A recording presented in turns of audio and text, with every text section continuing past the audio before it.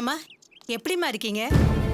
என்னத்த சொல்றது, அந்த படுபாவிங்க என்னையும் என் பொண்ணையும் வீட்டை விட்டு துரத்திட்டாங்களே, அதுதான் உனக்கு தெரியுமே. இப்ப தங்க வீடு கூட இல்லாம இங்கேயும் அங்கேயும் அல்லாடிக்கிட்டு இருக்கோம். என்னம்மா சொல்றீங்க? இப்ப எங்க தான் இருக்கீங்க? அதை சொன்னா வெக்க கேடுமா. எங்களுக்கு என்ன வசதி குறைச்சலா, வீட்டு குறைச்சலா? ஊர்ல எங்களுக்கு கோட்டை மாதிரி வீடு இருக்கு. அதெல்லாம் விட்டுட்டு இந்த பாவிங்களால இங்க வந்து இவ்வளவு அவஸ்தைப்படுறோம். என்னமோ போமா, இதெல்லாம் அந்த தெய்வத்துக்கே அடுக்காது. நியாயமா பார்த்தா அந்த வீட்டுல இருக்க வேண்டியதே உங்க பொண்ணுதான். ஐயா ஏன் தான் இப்படி பண்ணிட்டு இருக்காருன்னே தெரியல. கட்டினவளை விட்டுட்டு எவளோடய குடும்பம் நடத்திட்டு இருக்காரு. அனாதையா கிடந்தவனை வளர்த்து ஆளாக்கி டாக்டர் ஆக்கி விட்டா எங்களை இப்படி நடுத்தருவில் கொண்டு விட்டான் அந்த பாவி. அவெல்லாம் நல்லாவே இருக்க மாட்டான். அந்த வீட்டுல வேலை பாக்குறதுக்கு எனக்கும் எங்க வீட்டுக்காரருக்கும் கொஞ்சம் கூட பிடிக்கலமா. என்ன பண்றதுமா, வயிற்று பாட்டுக்காக அங்க வேலை செய்ய வேண்டியதா இருக்கு. அம்மா நான் சொல்றேன்னு தப்பா எடுத்துக்காதீங்கம்மா. கொஞ்ச நாள் பல்ல கடிச்சிட்டு அந்த வீட்டுல இருந்திருக்கலாமே. அந்த அம்மாவுக்கும் கேன்சர்னு சொல்றாங்க. மிஞ்சி போனா 6 மாசம் தான் இருக்குன்னு பேசிக்கிறாங்க. அதுக்கப்புறம் அந்த வீட்டுல நீங்க நிம்மதியா இருக்கலாமே. அவளாவது சாகிறதாவது இன்னும் எத்தனை பேரோட குடியை கெடுக்கிறதுக்கு இருக்காளோ, அவளை எப்படியாவது வீட்டை விட்டு துரத்தணும்டா நானும் என் பொண்ணும் அங்க வந்தோம். நல்ல ஊம கோட்டா மாதிரி ஒருத்தி எங்களோட வருவாளே துளசி, அவளை நம்பி நாங்க வந்ததுதான் தப்பா போயிடுச்சு. அந்த வீணா போன பேச்ச கேட்டு எங்களுக்கு மானம் கட்டதுதான் மிச்சம். அம்மா நீங்க அங்க இருந்து வந்ததுக்கு அப்புறம் அந்த வீட்டுல பெரிய பெரிய கூத்தெல்லாம் நடக்குதுமா.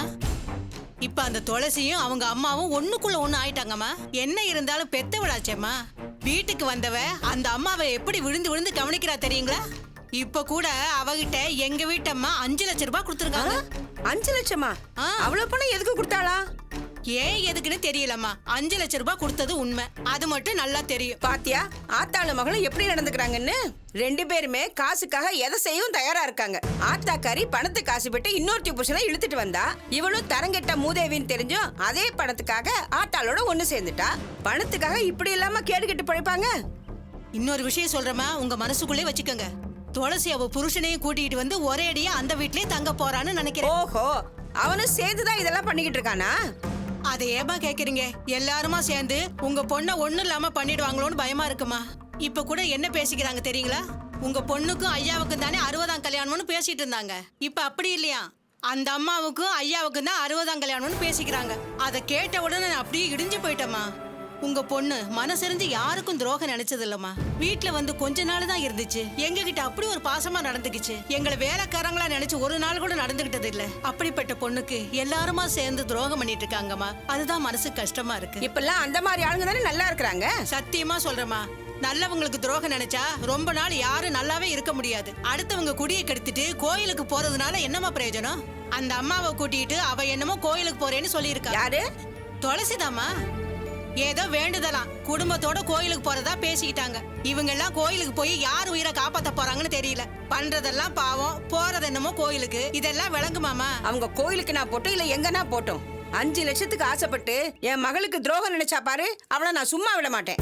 அம்மா உங்ககிட்ட பேசினதை யாருகிட்டயும் சொல்லிடாதீங்கம்மா. உங்க பொண்ணு தங்கமான பொண்ணு. அவங்க நல்லா இருக்கணுங்கிற அக்கறையில தான் சொன்னேன். நீ எதுக்கு பயப்படுற? உனக்கு எந்த பிரச்சனையும் வராம நான் பாத்துக்கிறேன். நீ போ. சரிம்மா, நான் போயிட்டு வரேம்மா. ஆத்தாளும் மகளும் சேர்ந்துக்கிட்டு கூத்தாடி அடிக்கிறீங்க. உங்களை சொல்லி தப்பில்லடி. உங்களை ஆட விட்டு வேடிக்கை பாக்குறானே அந்த முதுகெலும்பு இல்லாத எருமை, அவன் ஒரு கை பாக்குறேன்.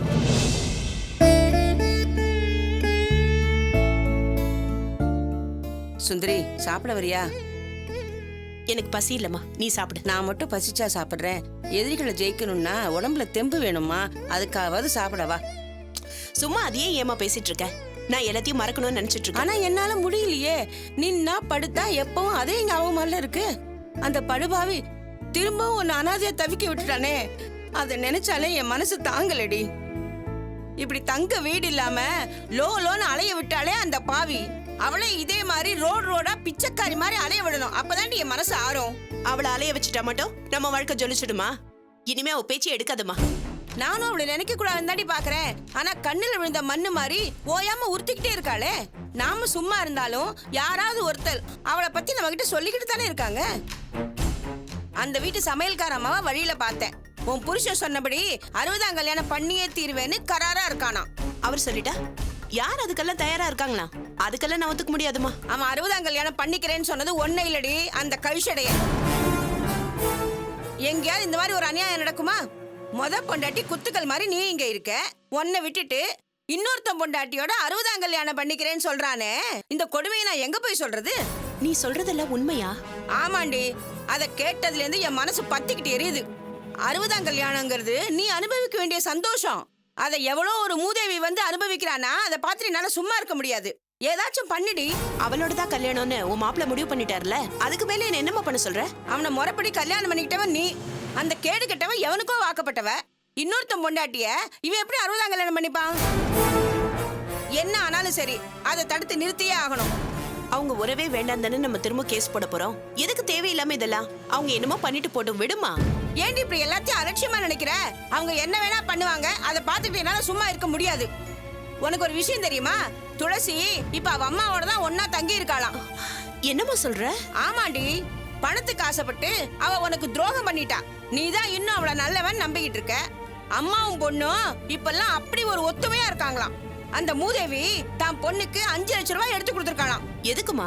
தெரியலையே, ஊராங்காசு தானே, அதான் பொண்ணுக்கு அள்ளி கொடுத்துட்டா. இவளும் காசு கிடைச்ச சந்தோஷத்துல அம்மா அப்படி வேண்டி வேண்டி பாத்துக்கிறாளாம். அவளை விட்டு இவ பிரியறதே இல்லையா. கோயில் கோயிலா போய் அம்மாவுக்காக வேண்டிக்கிறாளாமே. அவ ஒரு ஓடுகாலின்னு தெரிஞ்சும் அவளோட போய் ஒட்டிக்கிறாளே, இந்த அசிங்கத்தை என்னன்னு சொல்றதுடி? எனத்தோட தானே சேரும். 2 பேருமே பணத்தாசை பிடிச்சவங்க, அதான் ஒன்னாயிட்டாங்க. துளசி போய் எப்படிமா? என்னால நம்பவே முடியல. ஆமா, வெளுத்ததெல்லாம் பாலுன்னு நீ தான் நம்பிக்கிட்டு இருக்க. துளசி மட்டும் இல்ல, அவ புருஷனும் சேர்ந்துதான் இதெல்லாம் பண்ணிக்கிட்டு இருக்கானா. அவங்கள போய் நல்லவங்க நம்பி நம்ம ஏமாந்தமே நம்மள சொல்லணும். ஏண்டி, நான் தெரியாம தான் கேக்குறேன். பொதுவா மனுஷங்களுக்கு பணத்து மேல ஆசை வந்துட்டா தான் என்ன பண்றோன்னு கூட தெரியாம போயிடும். அவன் பொண்டாட்டியை கண்டிச்சு வீட்டுல வச்சிருந்தான்னா நமக்கே இந்த மாதிரி வில்லங்கமெல்லாம் வரப்போகுது. என்ன கேட்டா உன் வாழ்க்கை கெட்டது அவனாலதான் சொல்லுவேன். பேரு வச்சிருக்கான் பாரு, முத்து மாணிக்கம்னு. எனக்கு என்னமோ அந்த ஆள் மேலதாண்டி சந்தேகமா இருக்கு. ஒருவேளை தான் பொண்ண காசு வாங்கிட்டு வர சொல்லி இவன் தான் அனுப்பியிருப்பானோ? ஏமா இப்படி அநியாயமா பேசுற? இந்த காலத்துல யாரையும் நம்ப முடியாது. பொண்டாட்டி வசதி தானே இருக்கிறா, அவகிட்ட ஏதாவது கேட்டு வாங்கிக்கலான்னு இந்த ஆளும் முடிவு பண்ணிருப்பான். வாங்குற பணத்துல அப்பாவும் பொண்ணும் பாதி பாதியா பிரிச்சு எடுத்துப்பாங்க. அந்த ஆளுக்கு தெரியாமையா துளசி அந்த வீட்டுக்கு போயிருப்பாங்கிற? அம்மா, யாரோ எங்கேயோ போறாங்க, என்னமோ பண்றாங்க, அதெல்லாம் நமக்கு எதுக்கு? அவங்களால நமக்கு பிரச்சனை வராம இருந்தா நான் ஏன் கேக்குறேன்? எல்லாருமா ஒண்ணு சேர்ந்து உன் வாழ்க்கையில கெடுத்துக்கிட்டு இருக்காங்க. இல்லடி, இத நான் சும்மா விட போறது இல்ல. அந்த முத்து மாணிக்கத்தை நாக்கப்பிடிக்கிற மாதிரி 4 கேள்வி கேட்காம விட மாட்டேன். அம்மா, தேவையில்லாம பிரச்சனை பண்ணிட்டு இருக்காதம்மா. இது வரைக்கும் சம்பாதிச்ச விரோதமே போதும். நீ போய் சாப்பிட்டு படுப்போ. போனா போதுன்னு விட்டதுனால தானே எல்லாருமா சேர்ந்து நம்மளை ஏறி விதிக்கிறாங்க. இதுக்கு மேலேயும் அப்படியே இருக்கிறது எனக்கு என்னமோ சரின்னு படல. அதுக்குன்னு அவசரப்பட்டு எதுவும் பண்ண முடியாது. எல்லாத்துக்கும் நேரம் காலம் வரணும். சரி, முதல்ல அந்த 60ஆம் கல்யாணத்தை நிறுத்துறதுக்கு ஏதாவது ஒரு வழி பண்ணு. அதெல்லாம் நான் பாத்துக்கிறேம்மா. அவங்க எப்படி 60ஆம் கல்யாணம் பண்ணிக்கிறாங்கன்னு நானும் பாக்குறேன். நீ போ.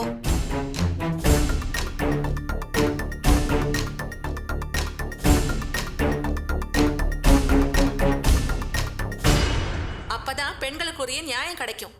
உதாரணத்துக்கு எடுத்துக்கோங்களேன், குடும்ப வன்முறைங்கிறது சாதாரண அடித்தட்டு மக்கள் கிட்ட தான் இருக்கும்னு எல்லாரும் நினைச்சிட்டு இருக்காங்க. உண்மை அது கிடையாது.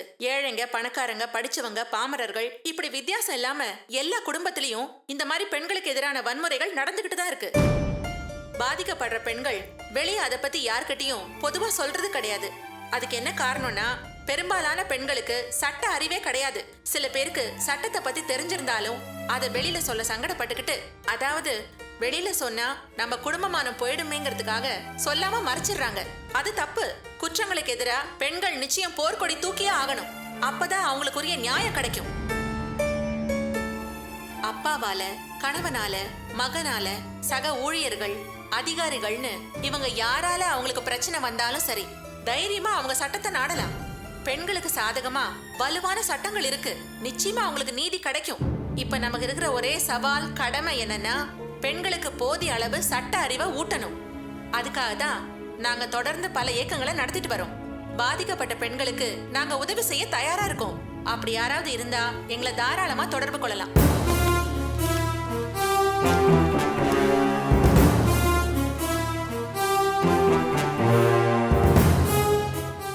என்ன சொல்ற குட்டிமா நீ? அந்த அம்மா 5 லட்சம் ரூபாய் பணம் கொடுத்துச்சா? எப்ப கொடுத்தாங்க? அந்த பணத்தை வச்சு நீ என்ன பண்ண? என்ன விளையாடுறீங்களா? அவங்களே போய் சொல்லி வெறுப்பேத்திட்டு இருக்காங்கன்னா நீங்க வேற. அவங்க 5 லட்சம் கொடுத்தேன்னு சொன்னதும் எனக்கு அப்படியே ஷாக் ஆயிடுச்சுங்க. அதிர்ச்சியில என்ன பண்றதுன்னே தெரியல.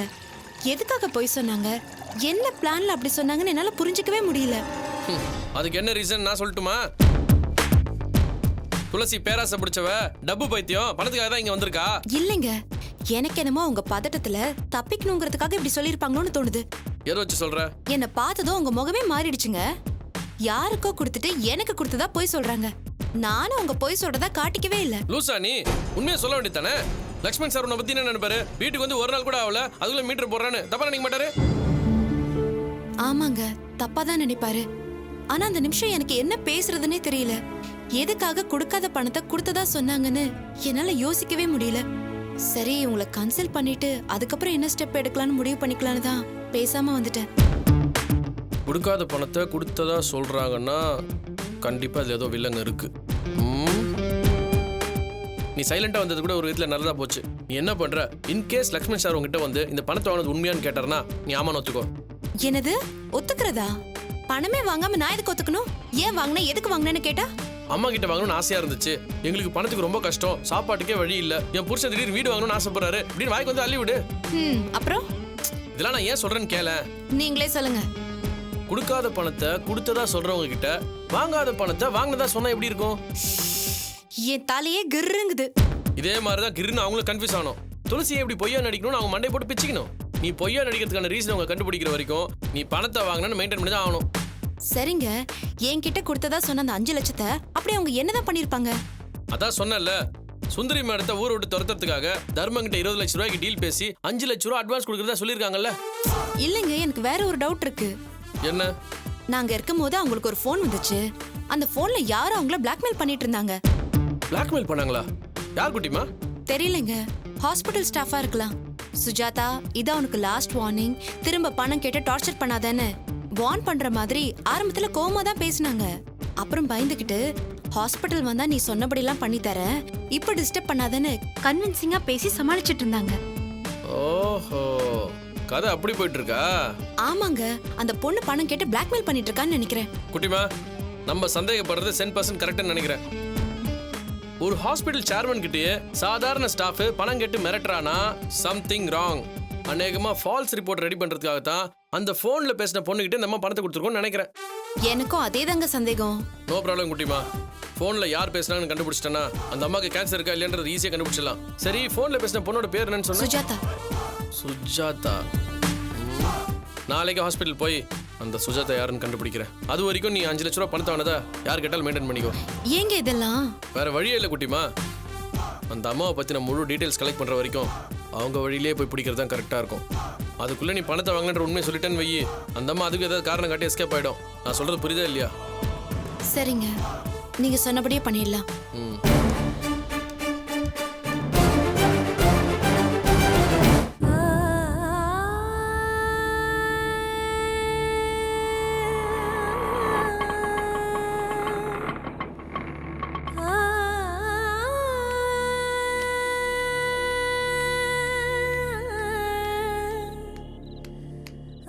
மா, என்ன பண்ணிட்டு இருக்க? இந்த வாரத்துக்கான மளிகை சாமான் சரியா இருக்கான்னு பாத்துக்க. இந்த மளிகை செலவு போக மீதி. நாளைக்கு சேட்டுக்கு பணம் கொடுத்தாகணும். வட்டியாவது கொடுத்தாகணும்னு ஆளை விட்டு கேக்குறான். நீ பாட்டுக்கு வேற செலவு கிளவுன்னு இழுத்து விட்டுற போற. ஆமா, சாப்பிட்டியா இல்லையா? இல்ல. சாப்பிடாம இன்னும் என்ன பண்ணிட்டு இருக்க? பசிச்சா சாப்பிட்டு என்னை எதிர்பார்க்காதுன்னு உங்ககிட்ட நான் எத்தனை தடவை சொல்லியிருக்கேன். வயசான காலத்துல நேரத்துக்கு சாப்பிடுவியா? சரி, எழுந்து வந்து சாப்பாடு எடுத்து வை. நான் போய் முகத்தை கழிட்டு வரேன். என்ன எதடி திங்கணுங்கிற? விஷத்தையா இல்ல சாப்பாட்டையா? ஓ, எதிர்காலம் என்ன ஆகுமோன்னு நினைச்சு பதறிக்கிட்டு இருக்க. இதுல சாப்பாடு ஒண்ணுதான் குறைச்சல். என்னமாச்சு உனக்கு? உன்னை நேரத்துக்கு சாப்பிடுன்னு தானே சொன்னேன். கோயில்ல வச்சு என் மானத்தையே வாங்கிட்டாடி அந்த பொம்பளை. சாப்பாடா முக்கியம்? அவ கேட்ட கேள்விக்கு இந்நேரம் நான் நாண்டுகிட்டு செத்து இருக்கணும். ஏன் சாப்பிடலன்னு கேட்காத, ஏன் சாகலன்னு கேளு. என்னமா சொல்ற? யார் உன்னை அப்படி பேசுனது? அவதாண்டி துளசியோட சித்தி. ஏழைங்கன்னா அவளுக்கு அவ்வளவு இளக்காரமா போச்சு. என்ன எகத்தாளமா பேசுனா தெரியுமா? எங்கம்மா பார்த்த? ஏன் அப்படி பேசுனாங்க? நல்ல நாள் அதுவுமா கோயிலுக்கு போலான்னு போனேன். அங்க கோயில்ல கூழ் ஊத்துறாங்க, அதை வாங்கிட்டு போலான்னு வந்தீங்களா? ஒரு வழியா காலையில டிஃபன் இங்கே முடிச்சிட்டீங்கல்ல. நான் அந்த அம்மா வீட்டுக்கு ஒரே ஒரு வாட்டி தான் போயிருக்கேன். வீடா அது? அங்கெல்லாம் பண்ணி கூட குடி இருக்காது. அவள மாதிரி ஆணவம் பிடிச்சவள நான் எங்கேயுமே பார்த்ததில்ல. தெரிஞ்சவளாச்சேன்னு பேச நினைச்சது ஒரு தப்பா? அவங்கதான் எப்படிப்பட்டவங்கன்னு தெரியும்ல. நீ ஏமா போய் பேசுன? பேசுறதே தப்புன்னா அந்த வீட்ல போய் வாழறேன்னு சொல்றியே, உன்னை என்னன்னு சொல்றது? உன்னெல்லாம் மருமகளா இல்ல மனுஷியா கூட மதிக்க மாட்டா. வேணாண்டி, எனக்கு என்னவோ அந்த அம்மாவை நினைச்சா ரொம்ப பயமா இருக்கு. அந்த வீட்ல போய் உன்னாலலாம் காலம் தள்ள முடியாது. பேசாம அந்த பையனை நீ மறந்துடு. என்னம்மா நீ அவங்களுக்கு பயந்துகிட்டு நான் ஏன் அவனை மறக்கணும்? பைத்தியக்காரி, புரியாம பேசிக்கிட்டு இருக்காத. நாமெல்லாம் அவ தொடக்கூடாத அசிங்கன்னு நினைச்சுக்கிட்டு இருக்கா. காசு இல்லைங்கிற ஒரே காரணத்துக்காக கண்டபடி பேசுறா. வக்கு இல்லாத உன்ன மருமகளா ஏத்துக்குவான்னு எப்படி நம்புற? அவ பேசின பேச்ச கேட்டாலே தெரியல அவ பணத்தாசை புடிச்சவன்னு. என் மகனை கல்யாணம் பண்ணிக்க காசு இல்லாத உனக்கு என்னடி தகுதி இருக்குன்னு கேட்டா மூஞ்ச கொண்டு போய் எங்கடி வச்சுக்குவ? அப்படியே கல்யாணம் பண்ணிக்கிட்டு போனாலும் உன்னை நிம்மதியா இருக்க விடுவாளா அவ? கஞ்சிக்கு செத்தவ வெறுங்கழுத்தோட வந்தவன்னு உன்னை இளக்காரம் பேசியே கொன்னுடுவா. சுருக்குன்னு ஒரு வார்த்தை சொன்னா தூக்குல தொங்குற ஏழை ஜாதிடி நாம. அந்த அவமானத்தை எல்லாம் தாங்கிக்கிட்டு உன்னால காலம் தள்ள முடியாது. அம்மாடி, உன்னை கையெடுத்து கும்பிட்டு கேட்டுக்கிறம்மா, அதெல்லாம் நமக்கு சரிப்பட்டு வராது. வீண் வம்ப விலைக்கு வாங்காத. பேசாம அவனை மறந்துடு.